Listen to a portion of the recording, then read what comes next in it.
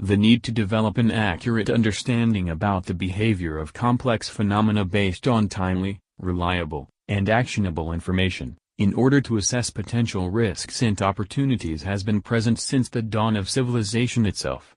Moreover, being able to grasp what is to come is an imperative in order to ensure preparedness and to guarantee an effective decision-making process. Anthropologically speaking, that is why it is often half-jokingly said that espionage is one of the oldest professions.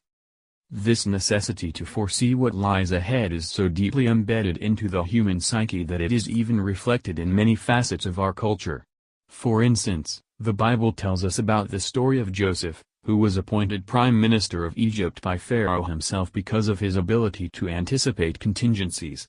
Likewise, the Delphic oracle, operated by elite priestesses well versed in both worldly and mystical knowledge, provided suggestions for statesmen, military officers and merchants who needed to choose a course of action. Tellingly, the Moorish medieval historian Ibn Khaldun explains that being able to fathom the essential universal and timeless principles that rule the natural order of human affairs almost amounts to having the gift of prophecy. Classical political theorists, like Machiavelli, and ancient strategic thinkers, like Sun Tzu, claim that foresight is one of the core virtues of a wise leader. This underlying rationale has not changed. If anything, the arrival of the so-called information age, and its impact on all walks of life, has emphasized the importance of this pressing concern. Hence, strategic intelligence as a navigational compass has become vital in a world of increasing uncertainty. Moreover, even though the utilitarian relevance of this know-how is more than acknowledged in the fields of statecraft and national security, it has managed to transcend to other dimensions as well, including business, industrial research and development, law enforcement and even healthcare, as recent events illustrate. Hence, global finance is being reinterpreted as a domain that deserves to be examined from a geopolitical viewpoint, due to its reach, depth, density, weight, and dynamism. Accordingly, strategic intelligence represents a capability that can address the growing worldwide intersection where geopolitical forces meet financial realities. Historical background. There are noteworthy historical precedents regarding theoretical and practical knowledge related to this convergence. For example, the Arthashastra, an ancient Indian treatise about matters of state that was written 18 centuries ago, points out that a spy posing as a merchant or jeweler involved in international trade can easily gain access to key political and economic circles. Likewise, the same work also specifies that it is not uncommon for genuine wealthy merchants to have their own spies. Nevertheless, perhaps one of the most representative cases comes from the Golden Age of piracy. When the United Provinces were fighting for their independence and often attacking Spanish ships in the Caribbean, the covert intelligence work undertaken by Moses Coen Enriques enabled a small Dutch naval force, headed by Dutch West India Company Admiral Piet Hein, to capture the Spanish treasure fleet in the Bay of Matanzas, Cuba. The surgical operation was so meticulously planned that there was no bloodshed.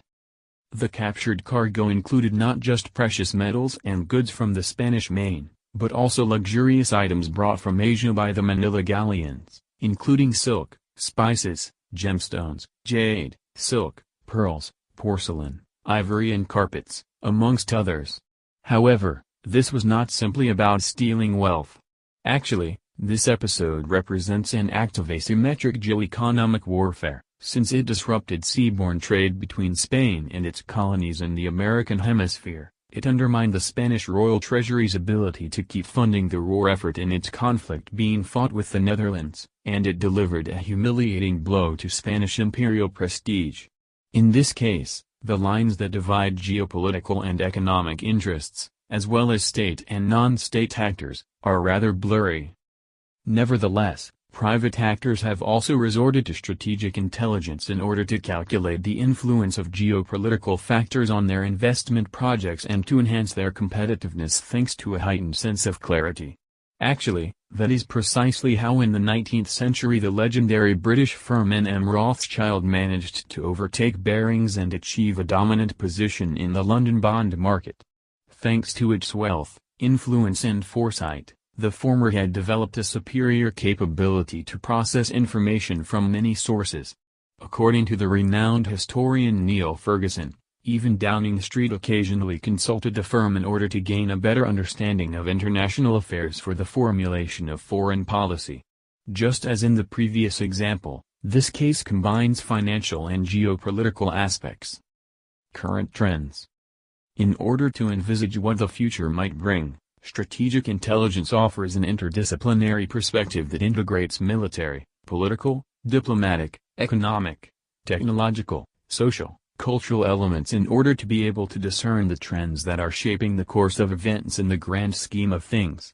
Therefore, based on this reasoning, it is evident that the increasing symbiosis between geopolitics and finance is a matter whose systemic study is more than pertinent for this field, particularly taking into account that it entails complex implications for the interests of national states. Thus, there are three identifiable long-range patterns that reflect the implementation of concrete actions derived from strategic intelligence. First trend, growing situational awareness in strategic circles. Contemporary statecraft cannot afford to ignore developments that might fatefully alter the global balance of power in the international system. In fact, there are several signs that the blend of geopolitics and finance is receiving an increasingly greater level of attention. For example, in the United States, the very country that issues the world's top reserve currency, senior intelligence and military officials have voiced their concerns about the harmful repercussions for the country's national security and power projection capabilities that might take place in the event the dollar loses its hegemonic position. Another anxiety that has been expressed by prominent members of the U.S. intelligence community is the possibility that hostile foreign powers could resort to heavy-handed financial measures or outright manipulation in order to pursue their own geopolitical agendas. Consequently, there have also been wake-up calls concerning the importance of designing offensive and defensive strategies in case such scenarios occur. Needless to say, this goes well beyond what is commonly regarded as traditional in the world of spycraft. Another revealing fact that embodies this attitude was the creation, back in 2004, of the Office of Intelligence and Analysis as a specialized branch of the U.S. Treasury Department, the first finance ministry in the world to establish its own intelligence unit. These ideas and worries are also manifested in the public versions of the multidisciplinary strategic forecasts prepared by the U.S. intelligence community. Interestingly, the elaboration of these documents usually involves not just government personnel, but also academic experts and representatives from the private sector. For instance, the Global Trends 2030 report explores a plausible transition from the current monetary hegemony of the greenback, an indicator of U.S. national power, toward a more multipolar global financial system. Furthermore, according to some revelations found in open sources, the Pentagon has sponsored the organization of war games in order to examine how a geopolitical conflict fought in a financial operational theater would unfold. Something similar is happening elsewhere. With the aim of developing both defensive and offensive capabilities, these issues are being actively studied in Russia, China, and Iran. In fact, their corresponding strategic doctrines are being readjusted accordingly. For example, the Russian 2020 national security strategy explicitly states that financial disruptions must be regarded as significant threats whose consequences can be analogous to those of large-scale conventional military strikes.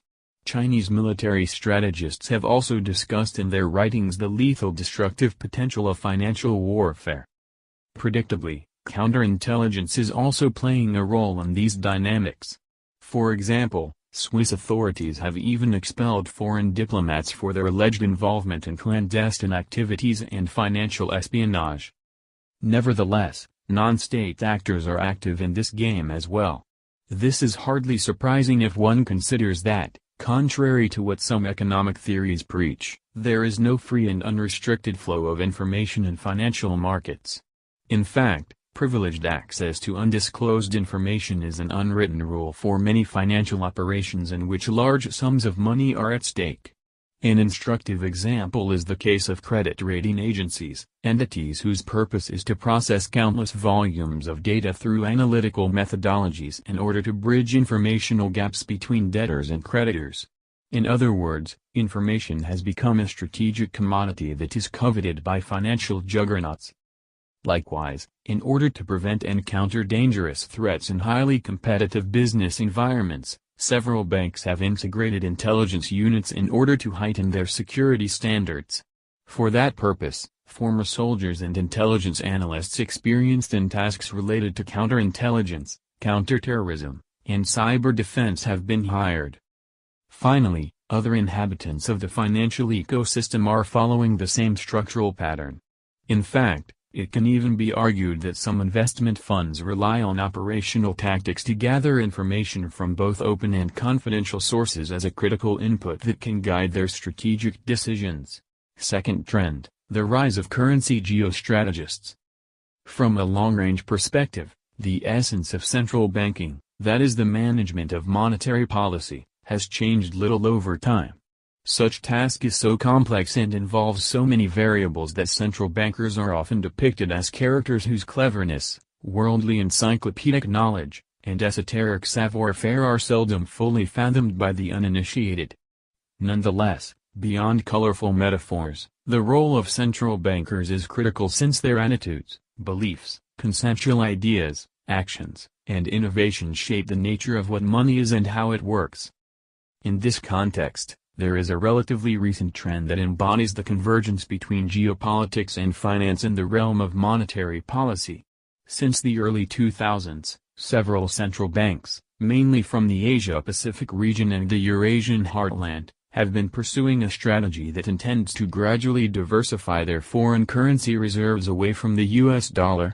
The purpose is to develop the ability to eventually bypass the financial circuits controlled by the United States without unleashing sudden disruptions, which would be detrimental for their own interests. This is a big geopolitical and geoeconomic challenge that requires surgical precision.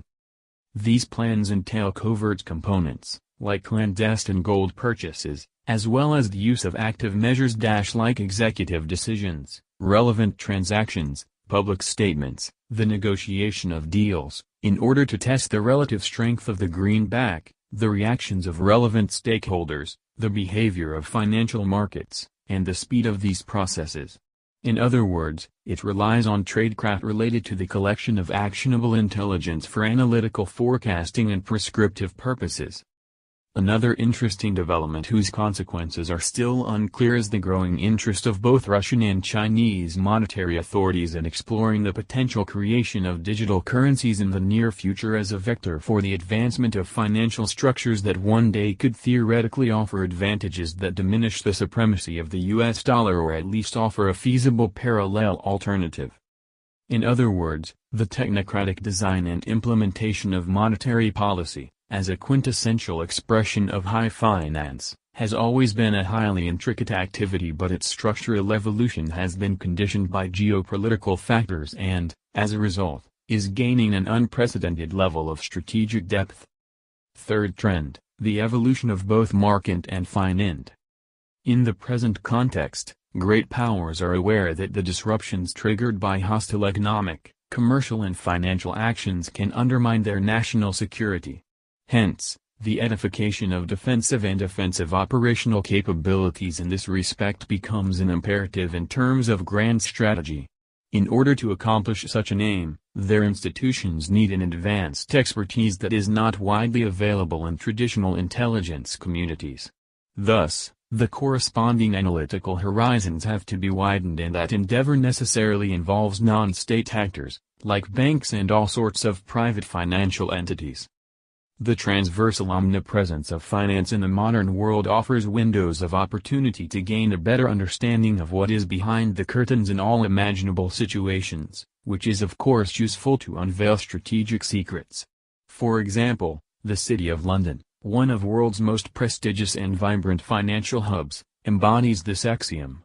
Given the worldwide reach of British finance, it represents a vast source of economic, financial, and commercial intelligence that has been often harnessed to further the UK's geopolitical agenda. Therefore, if one intends to use finance as a conduit to explore geopolitical realities, the next step is to establish methods for collecting and processing relevant information that can be transformed into actionable intelligence. There are two key concepts that